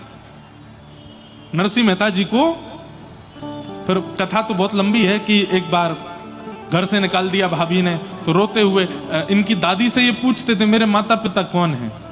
तो इनकी दादी बोलती थी तेरे पिता महादेव हैं और माता जी पार्वती हैं। तो जब एक समय दादी चली गई, भाभी ने घर से निकाल दिया नरसिंह मेहता जी को, तो रोते हुए ये गए, और संभवतः महादेव जो थे उनका नाम भी था इंद्रेश्वर महादेव। सुना है, मैंने दर्शन नहीं किए, सुना है कहीं। और ये गए और जाकर के जंगल में महादेव से लिपट करके खूब रोए, बोले आप ही मेरे पिता हो, आप ही मेरी माँ हो। नरसिंह मेहता जी का चरित्र बहुत सुंदर है। मैंने अभी कुछ दिन पहले अफ्रीका में, केनिया में कथा थी, वहां कहा था, सुनिएगा, बहुत अच्छा चरित्र। तो आज भी ठाकुर जी आए। नरसिंह मेहता जी को सबने बेदखल कर दिया, परिवार वालों ने घर से निकाल दिया। एक समय आया, ये भी नागर ब्राह्मण थे, संभवतः हमारे मंदिर के जो मुख्य अधिकारी हैं वो भी नागर हैं। अब नागर वंशी ब्राह्मण है कि नहीं ये तो कैसे पता चले, नागर वंशी हैं तो मतलब नरसिंह मेहता जी का ही वंश है। तो इनको नागर वंशियों ने भी निकाल दिया। सब लोग इधर देखो, सब ने अपने जगह से निकाल दिया। पत्नी ने एक दिन बोला, बोले आपको तो परिवार वालों में ने भी निकाल दिया, गांव वालों में ने भी निकाल दिया, अब तो आपके ब्राह्मण वंश के लोगों ने भी आपको निकाल दिया। तो नरसिंह मेहता बोलते बढ़िया है, परिवार वालों ने निकाल दिया, उसका भार खत्म हुआ। गांव वालों ने निकाल दिया तो गांव का लोक व्यवहार खत्म हुआ। एक बस ये जाति का बोझ और था मेरे ऊपर, इससे भी निकल गया, मैं तो मुक्त हो गया हूं, अब अकेला ठाकुर जी का भजन करूंगा, ऐसे नरसिंह मेहता। तो सबने निकाल दिया। भगवान ने एक दिन, द्वारिकाधीश ने अक्रूर जी को सेठ जी का रूप बना करके भेजा और कहा नरसिंह मेहता का बढ़िया भवन बनवा के आओ। तो एक साहूकार दानी सेठ बन करके श्री अक्रूर जी महाराज आए और वहां ढूंढने लगे किसको दान करें, किसको दान करें। नरसिंह मेहता के पास गए, बोले हम दान करना चाहते हैं। तो नरसिंह मेहता बोले हमें कुछ नहीं चाहिए। बोले कुछ तो ले लीजिए। तो नरसिंह मेहता बोले द्वारिका जाने आने वाले संतों के लिए कोई निवास की व्यवस्था नहीं है जूनागढ़ में, आप चाहो तो एक संत निवास बनवा दो। कहा था संत निवास, अक्रूर जी ने महल बना के दिया। बोले इसमें एक कमरा में आप रहिए पत्नी के साथ, बाकी के सारे कमरे संतों के लिए रख देना। कहते हैं 16-17 सूरदास रहते थे बिना आंख वाले नरसिंह मेहता जी के साथ में, उनको अपने घर में ही रखते थे। तो एक बार की बात, नरसिंह मेहता जी के बड़े भैया वो इनके पास आए और आकर के बोले अब तो तुम्हारा अच्छा, आए क्यों थे, क्योंकि पता चला नरसिंह मेहता का बहुत बड़ा घर बन गया है। अच्छे संपत्ति घर बन जाता है ना तो रूठे हुए भी मान जाते हैं, सब लौट लौट के आते हैं। तो आए, आकर के बोले नरसिंह कल पिताजी का श्राद्ध है, घर आ जाना। नरसिंह जी बोले हाँ भैया जरूर आऊंगा। हाँ वैसे तो हम दोनों की बातचीत नहीं होती, लेकिन पिता का श्राद्ध तो एक साथ करेंगे। हाँ हाँ भैया मैं आ जाऊंगा। नरसिंह मेहता जी को अच्छा लगा कि परिवार के लोग दोबारा बुला रहे हैं। लेकिन नरसिंह जी बोले भैया श्राद्ध का समय क्या है? बोले सुबह सुबह आ जाना, श्राद्ध होगा फिर ब्राह्मण भोज होगा। तो तो नरसिंह मेहता बोले भैया एक दिक्कत है। बोले क्या? मैंने इतनी सेवा अपनी विस्तार कर ली है, सुबह उठ के मुझे सेवा पूजा करने में बहुत समय लग जाता है, तो मैं दोपहर से पहले तो नहीं आ पाऊंगा। ठाकुर जी की सेवा करूंगा, भोग बनाऊंगा, फिर मेरे यहाँ ये 16 सूरदास रहते हैं, इनको पवाऊंगा। सब लोग इधर देखना, ध्यान से सुनना। तो भैया को गुस्सा आ गया। बोले पिताजी का श्राद्ध तेरे लिए मायने नहीं रखता, ये ताल कूटा, उनको ताल कूटा बोलते थे, मंजीरा बजा के कीर्तन करते हैं ना, ये ताल कूटेगा पूरे दिन बैठ करके, हरी हरी हरी हरी गाता रहता है। क्या कर दिया उस हरी ने? अरे पिताजी का श्राद्ध है, इतनी तो शर्म कर, कल मत करियो भजन, कल मत करियो सेवा। नरसिंह मेहता बोले भैया आप लोग तो कभी भी मुझे अपना लेते हो, छोड़ देते हो, लेकिन ये हरि ही हैं जो सदा मेरे संग रहते हैं, इनको कैसे छोड़ूंगा? ये हरि ही हैं, मुझे कभी छोड़ के नहीं जाते। मैं जिस दिन खाक था उस तब भी मेरे पास थे, आज महल बना दिया तो भी मेरे पास है, इनको कैसे छोड़ूं? तो फिर भैया बोल के गए, तो फिर एक काम कर, बोले क्या? आना ही मत तू, पिताजी का श्राद्ध मैं अकेले करूंगा, बिल्कुल मत आना। नरसिंह मेहता कुछ नहीं बोले, शांत बैठे रहे। पत्नी बोली अब क्या? बोले अब क्या, वो भी पुत्र हैं, मैं भी पुत्र हूं, वो अपने तरह से श्राद्ध कर लेंगे पिताजी का, मैं अपने घर में कर लूंगा, पिता तो हम दोनों के हैं। पत्नी बोली वो सब तो ठीक है, ये तो बाहर के लोगों को दिखता है कि हम महल में रहते हैं, लेकिन दाम पानी तो कुछ है नहीं। कोई दे जाए आलू तो आलू की सब्जी बन जाती है, चावल दे जाए तो चावल बन जाते हैं, कोई घर में इतनी सामग्री तो है नहीं। और श्राद्ध के लिए तो ब्राह्मण भोजन कराना पड़ता है, ब्राह्मण भोजन के लिए राशन होना चाहिए, वो कैसे होगा? तो नरसिंह मेहता बोले पास में एक सेठ जी हैं, वो मेरा कीर्तन बहुत पसंद करते हैं, उनसे उधार मांग लाऊंगा और धीरे धीरे चुकाते रहेंगे उनका, कल पिताजी श्राद्ध कर देंगे। बोले ठीक है। पत्नी बोली जाते जाते ब्राह्मणों को निमंत्रण तो दे जाना। बोले ठीक है। अब नरसिंह मेहता गए ब्राह्मणों के पास, तो ब्राह्मणों से जाके बोले, तो ब्राह्मण बोले तुमको तो हमने वंश से निकाल दिया, अब तुम्हारे यहाँ श्राद्ध खाने कोई नहीं आएगा। तो नरसिंह मेहता चरणों में गिर गए, बोले मेरे यहाँ कभी मत आइएगा, पर मेरे पिताजी का श्राद्ध है इसलिए आ जाना। तो आधे ब्राह्मण बोले हम तो तुम्हारे भैया के यहाँ न्योते पे जाएंगे, तुम्हारे यहाँ नहीं आ पाएंगे। आधे बोले हम आ जाएंगे, लेकिन हम सबको बुलाना पड़ेगा। कितने हैं? 2-2.5 हजार हैं। नरसिंह मेहता बोले इतनी व्यवस्था कहां से करूंगा मैं? बोले नहीं नहीं, हम 2-2.5 हजार ही आएंगे। तो नरसिंह मेहता बोले ठीक है आप आ जाना, मैं कुछ ना कुछ व्यवस्था कर लूंगा, सेठ जी से ज्यादा पैसा मांग लेंगे। 2-2.5 हजार ब्राह्मणों को न्योता दे दिया और नरसिंह मेहता पहुंचे सेठ जी के पास। सेठ जी बड़े प्रसन्न, अरे आओ आओ, आपका कीर्तन मुझे बहुत अच्छा लगता है, आप जब कीर्तन करते हैं तो मैं मेरे नेत्रों से आंसू नहीं रुकते। कई सेठ बड़े उदार मना होते हैं, सत्संग प्रेमी होते हैं। सेठ जी बोले कहिए कैसे आए? बोले कल मेरे पिताजी का श्राद्ध है, आप थोड़ी सी सेवा उधार में दे दीजिए, मैं भरता रहूंगा धीरे धीरे। सेठ जी बोले कितना चाहिए? तो उस समय जितना भी रकम हो मांगी उन्होंने, सेठ जी ने दुगनी दे दी। बोले रख लीजिए। बोले नहीं इतनी मत दीजिए, मैं कैसे चुकाऊंगा? बोले आपको अभी चुकाना है। बोले अभी कैसे चुकाऊंगा? बोले बस यहाँ बैठ के कीर्तन सुना दीजिए मुझे, मैं कीर्तन सुन के प्रसन्न हो जाऊंगा, फिर ये लौटाने की जरूरत नहीं है, आप तो इसके बदले कीर्तन सुना जाओ। तो नरसिंह मेहता बोले ठीक है मैं कीर्तन सुना देता हूं। और नरसिंह मेहता गाने लगे, लेकिन नरसिंह मेहता का कोई समय नहीं होता था, नेत्र बंद करके गाना प्रारंभ करते थे और गाते गाते गाते गाते गाते कितने घंटे निकल गए कुछ पता नहीं। और सुनने वाले भी ऐसे ही होते थे। नरसिंह मेहता गाने लगे और सेठ जी भी आंख बंद करके सुन रहे हैं।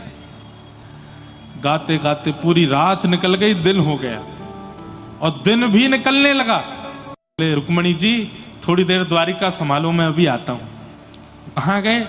तुरंत महाराज ऊंची धोती पहन के स्वाफा बांध करके बिल्कुल नरसिंह मेहता जैसा स्वरूप धारण करके द्वारिकाधीश जूनागढ़ पहुंच गए और नरसिंह मेहता का रूप धारण करके सब्जी मंडी से सब्जियां आदि लेकर के घर पहुंचे।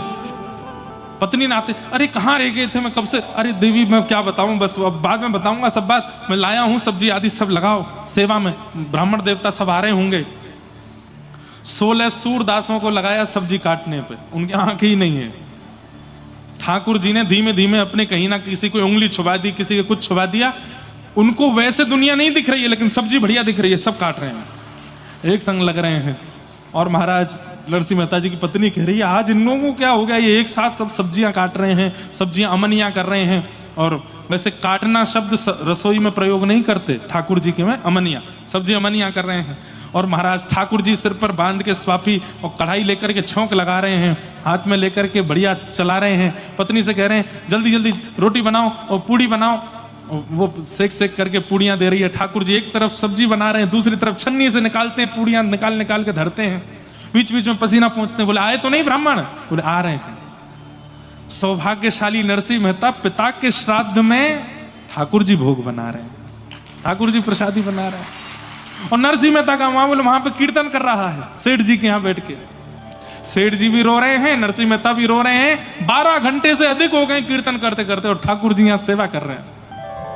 इतने में ही महाराज वो 2-2.5 हजार ब्राह्मण चिड़े तो बैठे थे नरसिंह मेहता से, तो थे तो वो 2-2.5 हजार, लेकिन उन्होंने नरसिंह मेहता का अपमान करने के लिए अपने रिश्तेदार नातेदार और बुला लिए, तो वो हो गए थे 3-4 हजार। सबरे आए, और आए इसी भाव से थे कि ये खिला नहीं पाएगा तो इसका अपमान करके जाएंगे हम। सब लोग आ गए। ठाकुर जी ने जैसे ही आते देखे पत्नी से, अरे जाओ जाओ जाओ, सबके चरण धो करके सबका स्वागत करना है। एक एक ब्राह्मण का चरण धो रहे हैं ठाकुर जी अपने हाथ से। और भाग्यशाली तो नरसिंह मेहता की पत्नी है जो आज भगवान के बाम अंग में खड़ी है। और जैसे एक पत्नी पति के साथ सारे कार्यों में हाथ बटाती है, ऐसे पति के रूप में साक्षात ठाकुर जी के संग हाथ बटा रही है। एक एक ब्राह्मण का स्वागत किया, सबको चौकी पर बैठाया, सबके लिए पत्तल ठाकुर जी परोस रहे हैं, अपने हाथ से लेकर के सब्जी प्रसाद लेकर के आमे, खीर प्रसाद लेकर के आमे, पूड़ी प्रसाद लेके आमे, सबको पवा रहे हैं। ब्राह्मण बोले प्रसादी तो इसने बना दी, लेकिन दक्षिणा क्या देगा? ये 3-4 हजार आए हैं हम, और जैसी दक्षिणा नहीं दे पाएगा फिर इसका अपमान करेंगे हम। ब्राह्मणों ने सबने इशारे में कर लिया, भाई 4 पूड़ी की जगह हो 8 खाना, इसका भंडार खत्म करना है हमें, ताकि कैसे भी इसका अपमान करें। वो अपमान करने ही आए थे। लेकिन ठाकुर जी जब साक्षात जहां अन्नपूर्णा बैठ जाती है वहां अन्न नहीं घटता, अन्नपूर्णा के पति बैठ जाएं वहां अन्न कैसे घट सकता है? अब तो महाराज पूड़ी पे पूड़ी आती जा रही हैं, सब्जियां बन रही हैं, खीर बन रही हैं, और चकाचक पा रहे हैं सब ब्राह्मण। अब तो स्थिति हो गई, एक दूसरे को देखें, बोले 8 की जगह 10 खा गए, पर ये तो लाए जा रहा है, खत्म ही नहीं हो रहा है, क्या करें? बोले कोई बात नहीं, भोजन विश्राम करो, दक्षिणा की बारी है। दक्षिणा नहीं दे पाएगा। अरे 4 हजार हैं हम, कहां से देगा दक्षिणा? पत्नी भीतर ले गई ठाकुर जी को। नरसिंह मेहता है वो तो, सुनो भोजन तो पवा दिया, दक्षिणा के बिना तो भोजन होता नहीं। दक्षिणा? बोले अरे सेठ जी ने बहुत दक्षिणा दी है मुझको। बोले कहाँ है? बोले वो रखिए। तो महाराज जितने ब्राह्मण आए थे सबके लिए पोटलियां बनी थी, और प्रत्येक पोटली में 12-12 सोने की मोहर। खोल करके पत्नी को दिखाया, बोले देखो इतना सोना, ये ले तो आए, चुकाओगे कैसे? बोले करेंगे कुछ ना कुछ, द्वारिकाधीश सब मंगल करेंगे, तुम काय को चिंता करती हो, चलो। अब तो महाराज जामे एक एक ब्राह्मण को धोती कपड़ा और ऊपर वो पोटली रखें। ब्राह्मण देवता ऐसे देखें, कपड़ा तो बढ़िया वाला है, धोती बढ़िया वाली, पोटली में क्या? पोटली जैसे ही खोलें 2-3 तो मूर्छित हो गए। जीवन में कभी 12 सोने की मोहर नहीं देखी थी। श्राद्ध में सबसे बड़ी दक्षिणा मिलती थी नरसिंह मेहता जी के भैया के यहाँ, और वो कितनी होती थी? 1.5 रुपया। कितनी? ये सबसे बड़ी दक्षिणा थी उस समय पर। उसके लिए मारा मारी चलती थी कि नरसिंह मेहता जी के बड़े भैया जब श्राद्ध में बुलाएंगे तो हम खाने जाएंगे। क्यों? 1.5 रुपया मिलेगा। 12 सोने की मोहर देख करके ब्राह्मण तो गिर पड़े। फिर उठे, हो सकता है मुझे दिया हो, इसको नहीं दिया होगा। तेरे को क्या दिया? तेरे को दिखा, उसके भी 12 सोने की मोहर, इसके भी 12। अब तुम्हारा 4 हजारों को 12 सोने की मोहर बांट दी नरसिंह मेहता ने। वे सब आए थे अपमान करने, रोते रोते गुण गाने लगे, आशीर्वाद देने लगा। अरे नरसिंह, तेने तो हमारो हृदय जीत लियो, तेने हमारो मन जीत लियो। अरे तेरे पितृ मुक्त हुए होंगे कि वैकुंठ में नृत्य कर रहे होंगे आज, आज तेने इतना प्रसन्न किया है। ब्राह्मण सब प्रसन्न होके जा रहे हैं। अब 1.5-2 हजार ब्राह्मण वहां भी गए थे नरसिंह मेहता के बड़े भैया के यहाँ। वे 1.5 रुपया की दक्षिणा लेके इतरा रहे थे। 1.5 रुपया की दक्षिणा लेकर के घर से बाहर निकल रहे हैं। वो किसी और को समझ ही नहीं रहे थे कुछ भी। 1.5 रुपया की दक्षिणा मिलती है कहीं पे? अरे महाराज आप हो श्रेष्ठ हो। वो 4 हजार ब्राह्मण आ रहे थे नरसिंह मेहता के यहाँ, वो तो नाच रहे थे, कूद रहे थे, उछल रहे थे। वे 1.5 हजार बोले, हाँ भाई कैसा रहा? अपमान करके आए कि नहीं नरसिंह मेहता का? खाने वाने को तो कुछ मिला नहीं होगा, पानी पी के ही आगे होंगे। वे आके बोले, अरे महाराज आप क्या खा के आए हो? बोले, हमारे तो आलू की सब्जी बनी थी, गड्ढे की सब्जी बनी थी और पूड़ी बनी थी, इमरती बनी थी। तुम्हारा क्या मिला? बोले, महाराज 5 प्रकार की तो सब्जी थी, 2 प्रकार की चटनी थी, 3 प्रकार की पूड़ी थी, आमरस था, रबड़ी थी, पेठा भी था। ये तो विनोद में बोल रहे हैं। अब तो महाराज बता दिए 56 प्रकार के व्यंजन। बोले, अरे झूठ क्यों बोलते हो? अरे नहीं महाराज, नरसिंह मेहता ने पवाया। अच्छा चलो, खिला दिया होगा, कोई दे गया होगा दानी मानी, उसको खिला दिया होगा। दक्षिणा क्या मिली? 50 पैसा मिला कि 98 मिली? अरे महाराज दक्षिणा मत पूछो। बोले, कितनी मिली? 12 सोने की मोहर। अब तो 1,500 जो इतरा रहे थे 1.5 रुपया लेकर के, नरसिंह मेहता ने इतने सबको दिए? बोले, हाँ सबको दिए। अरे झूठा होगा, घिस करके देखो, घिस करके देखो, स्वर्ण असली नहीं होगा। देखा तो असली। बोले, कैसे हुआ? बोले, ये नहीं पता भैया, नरसिंह मेहता ने बहुत आनंद किए। यहां सब ब्राह्मणों में चर्चा का विषय चल रहा, वहां ठाकुर जी नरसिंह मेहता बने बैठे। पत्नी से बोले, देवी मैं तो थक गया, अब जल्दी मेरी थाली लगाओ, मैं भी पाऊंगा। अपने हाथ का बना ठाकुर जी स्वयं नहीं पाते, भक्त के हाथ का ही बना पाते हैं। पत्नी जैसे गई तो सारा राशन खत्म। अपने हाथ का बना नहीं पाते, सबको पवाते हैं। हमको कौन पवाता? ठाकुर जी पवाते हैं। लेकिन जब खुद माने बैठते हैं, हम बनाएंगे तो ही पाएंगे। अरे सब खत्म, नहीं थोड़ा बच्चा होगा बना दो, ब्राह्मणों ने पा लिया, अब बाकी का तुम बना दो। बना करके लाई, ठाकुर जी को बिठाया, पवाया। ठाकुर जी ने प्रेम से चकाचक पाया। प्रसाद पाने के बाद पत्नी का स्वरूप है कि वो पति की थाली में ही पाती है। तो नरसिंह मेहता को बोली, पूरा नहीं छोड़ी, थोड़ा छोड़ दीजिए, मैं भी तो पाऊंगी। हाँ तुम पा लेना। और नरसिंह जी बोले, ठाकुर जी चलो देवी तुम पाओ, मैं स्नान करके आता हूँ, हाँ संध्या वंदन करके आता हूँ, अभी आता हूँ। उठ के गए ठाकुर जी सीधे द्वारिका, और द्वारिकाधीश जाकर के वहीं खड़े हो गए। अब ठाकुर जी बोले, नरसिंह कहाँ है? आंख बंद करके देखा तो नरसिंह जी अभी भी करताल लिए गा रहे, कीर्तन चल रहा है। सेठ जी रो रहे हैं सामने, नरसिंह मेहता। भगवान बोले, इसका क्या करूं मैं? ठाकुर जी ने तुरंत चुटकी बजाई, नरसिंह मेहता के हृदय से कीर्तन अंतर ध्यान हुआ। अचानक आंख खुली, देखा तो सामने सेठ जी रो रहे हैं। सेठ जी कितनी देर हो गई हमको कीर्तन किए? बोले, पता नहीं, मैं तो भाव निमग्न था। किसी से पूछा? बोले अभी 18 घंटे हो गए लगभग। हैं? बोले कल शाम को शुरू किया है, आज दोपहर हो गई, शाम होने वाली है। नरसिंह मेहता बोले, सेठ जी मेरी पत्नी की तो हालत खराब कर दी होगी, वहां 1,500-2 हजार ब्राह्मण पहुंच गए होंगे कुछ खाने को, मैं क्यों बैठ गया कीर्तन में? अरे राम राम, अब क्या होगा?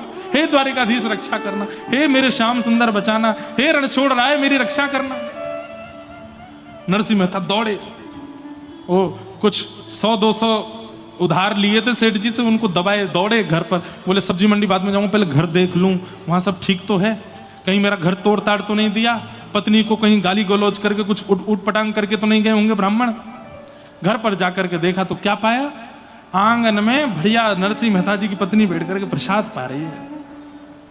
नरसिंह मेहता आए, देवी खाते खाते, क्या कर रही हो? बोले, क्या कर रही हूं? प्रसाद पा रही हूं। क्यों? बोले, क्यों पाते हैं प्रसाद? खुद ने पा लिया, ब्राह्मणों को पवा दिया, मुझसे पूछ रहे क्यों पा रही हो? मैंने कब पाया? ब्राह्मणों ने कब पाया? अब नरसिंह मेहता जी की पत्नी बोली, क्या हो गया है? स्नान करने के बाद कहीं याददाश्त चली गई है क्या? ऐसी क्या बातें कर रहे हो? नरसिंह मेहता दौड़ करके आए, देवी सही सही बताओ, मैं तो 18 घंटे बाद आया हूं, ये कैसे? सब ठीक? ब्राह्मण आए थे क्या? ये क्या हुआ यहाँ पर?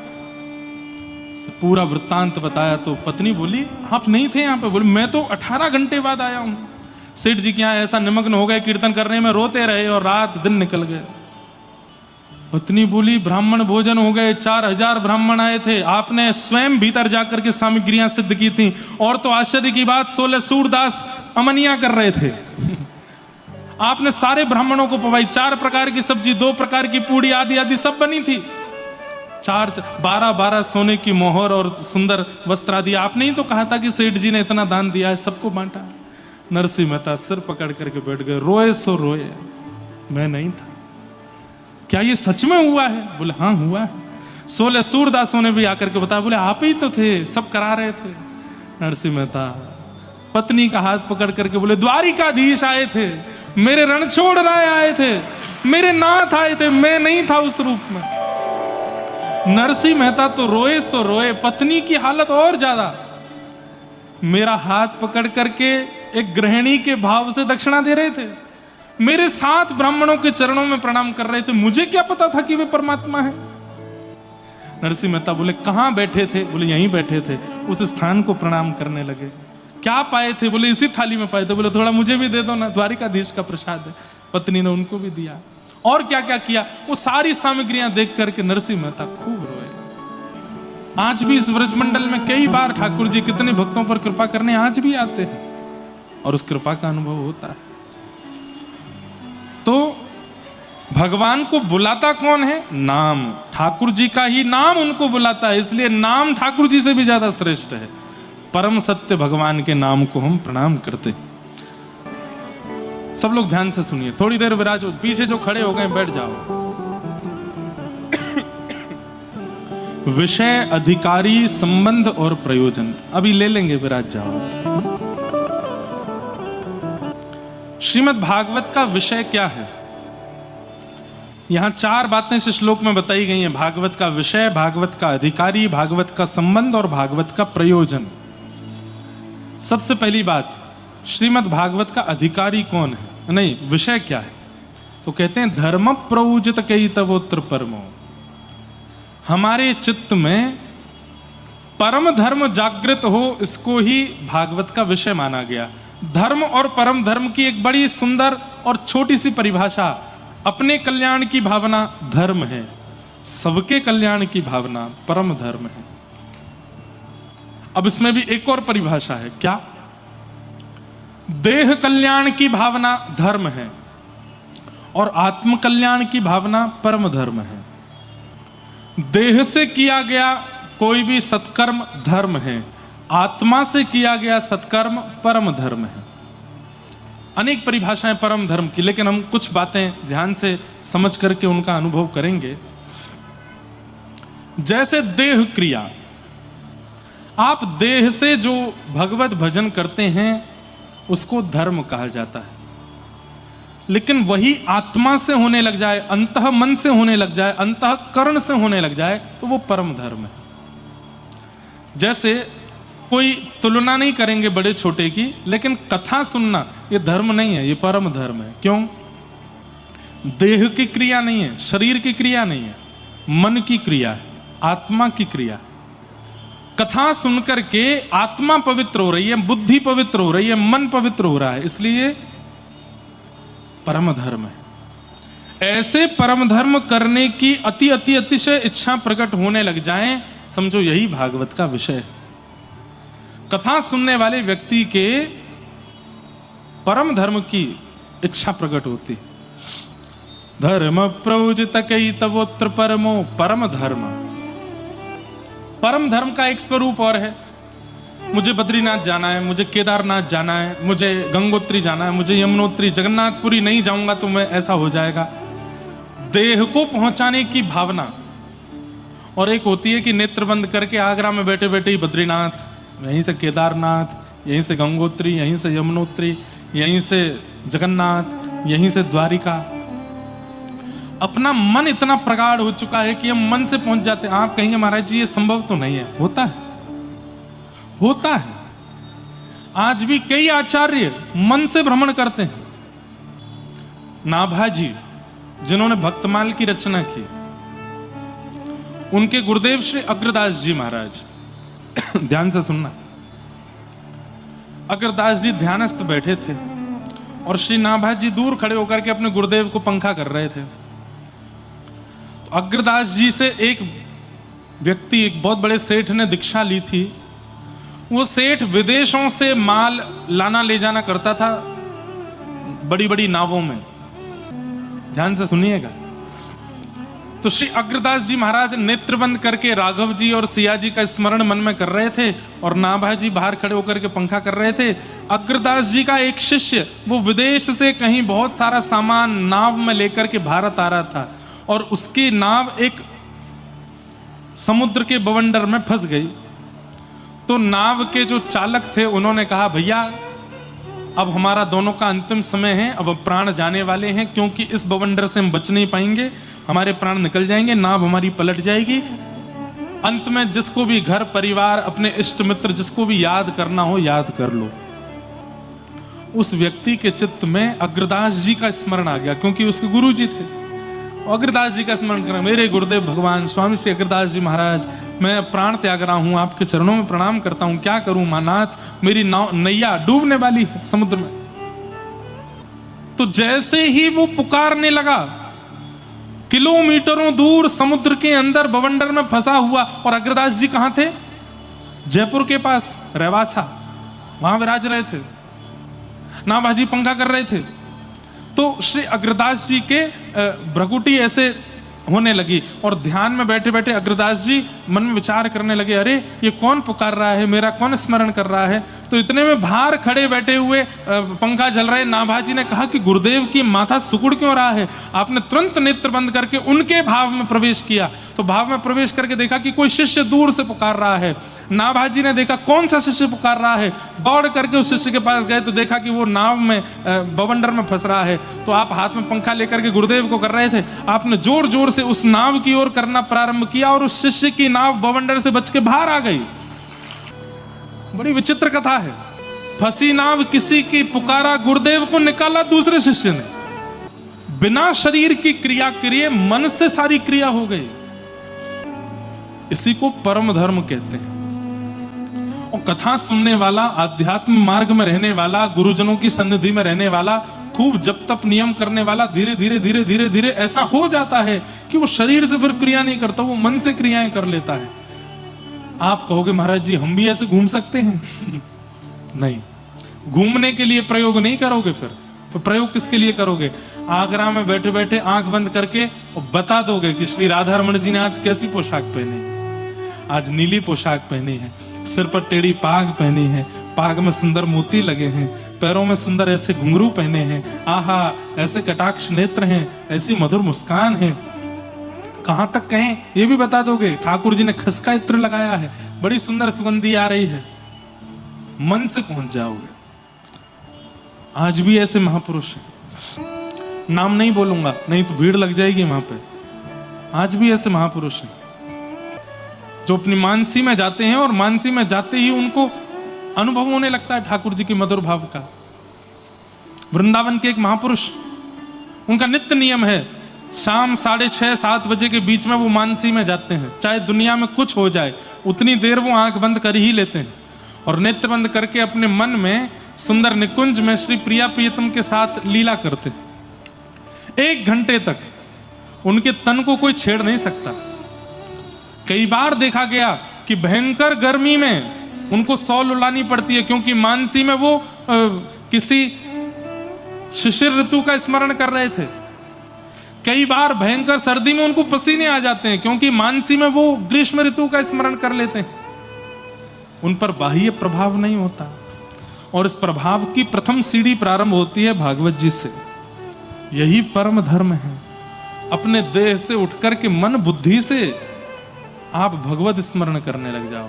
एक नियम तो हम आपको बता सकते हैं, करो तो शुद्ध आसन पर बैठ करके स्नान ध्यान करके नेत्र बंद करो। बढ़िया ऋतु के अनुसार जो इत्र हो उसको अपने अंग पर लगा लो ठाकुर जी को पधराने के बाद, और नेत्र बंद करके मानसी में एक निकुंज बनाओ। जैसे अपने घर का मंदिर होता है, मंदिर को सब सजाते हैं, ऐसे हृदय में भी एक निकुंज, एक कुंज बनाओ। अपने मन के मुताबिक वहां पहाड़ हैं, अपने मन की जैसी वहां एक नदी बहती है, अपने मन के जैसा वहां घर है, मन के जैसी रेत है, मन की जैसी घास है, मन के जैसे सूर्य है, सूर्य की ताप है। सब कुछ अपने मन के मुताबिक हृदय में बनाओ, और उस हृदय में आप रहो। चाहे स्त्री हो चाहे पुरुष हो, सब गोपी भाव से रहो उस मन के निकुंज में। और वहां नित्य क्या देखो कि श्री प्रिया प्रियतम गले में गलवैया दिए आपके मन के निकुंज में चल करके आ रहे हैं। आपने एक सुंदर सेज बनाई है, उस पर बैठे हैं।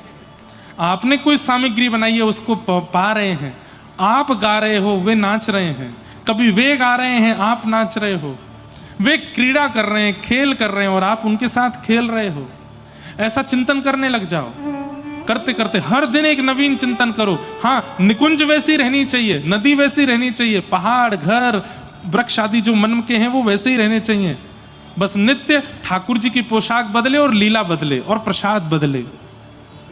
अगर किसी ने ये मानसिक चिंतन प्रगाढ़ कर लिया ना, महीना 2 महीना 6 महीना साल भर बाद ऐसी स्थिति हो जाएगी, वो अपने हृदय निकुंज में श्यामा श्याम को जैसा देखेगा, और यदि वो किसी को बता देगा और वो व्यक्ति वृंदावन जाकर के अगर ठाकुर जी का दर्शन करेगा तो वहां ठाकुर जी वैसे ही होंगे जैसा उसने बताया।